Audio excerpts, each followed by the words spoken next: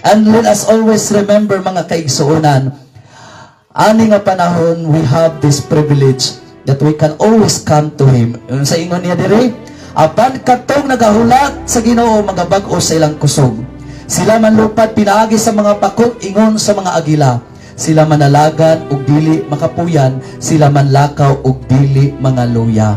Mga kaigsuonan, salamat sa Ginoo nga ang pulong sa Dios kanunay naga-invite kanato nga moduol kita kaniya nga siya ang ato ang ginapaabot o ginahulat. We always have this privilege. Natay problema, natay ginauna nga tao nga duulan, sometimes madismaya ta kay dili sila makatabang kanato, dili sila makasatisfy sa atong needs.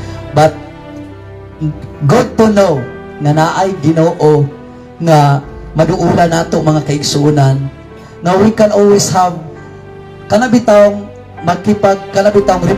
trade ta sa iyaha, makipag-trade ta sa iyaha nga, Lord, I come today, luya ko Ginoo, but please, Lord, I come to you nga i-replace ang akong kaluyahon to strength. Di ba? This is such a great privilege, mga kaigsunan, kanato nga mga Kristohanon. We always have this privilege na unsa ang negative nga ang hiya kanato, atong iduol lang gid sa Ginoo, i-present nato sa Ginoo, and He will replace it into positive. Kung naatay kagulanan, Lord, replace this sadness into joy. Lord, I have this confusion today.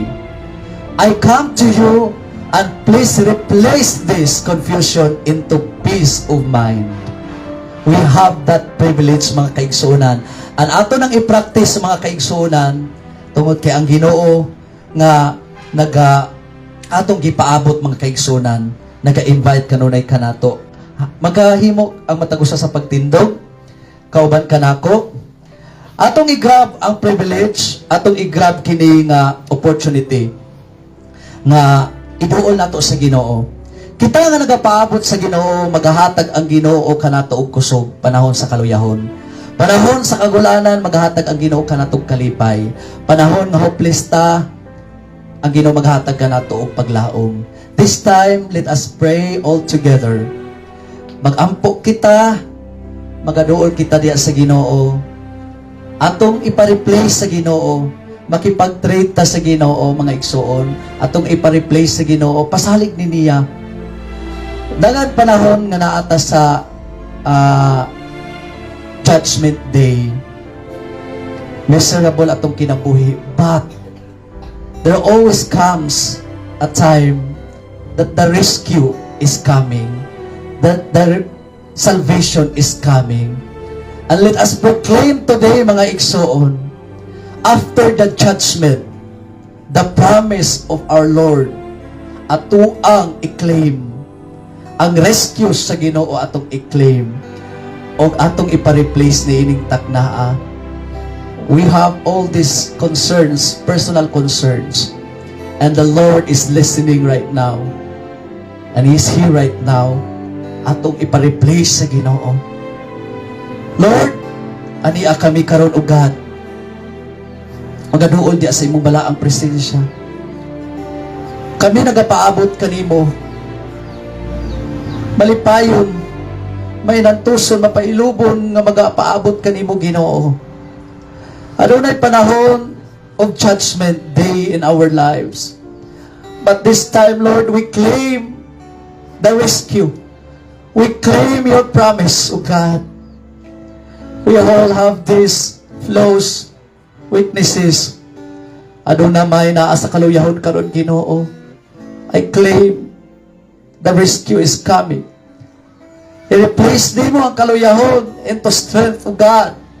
Ang kusog mag-aabot ngadto kanila. Kung naman na sa kagulanan, Lord, please replace the sadness into joy. Kung naman sa kawalan-on, Ginoo, please replace ang kawalan-on into sa kadagaya, O God. Panalangin, Ginoo, materially. Replace, Ginoo, ang kawalan-on, kagulangon, O God. Wala naaman, Ginoo, sa confusion. Lord, replace the confusion into peace of mind. Lord, we claim that your promise, we claim your rescue, we claim your salvation this time. Salamat, Ginoong Hesukristo, na moabot kini kanamo, sumala sa katakos sa amuang pagadawaton. And aduna may nasa balatian, we claim the healing, O God. The healing, physical healing, emotional healing, spiritual healing, O God. We claim it today. Salamat, Ginoong Hesukristo. Everybody say amen. We claim the promise of our Lord and we claim the rescue of the Lord. Amen. Hallelujah. Salamat sa Ginoo. Makapaglingkod ang matagusa.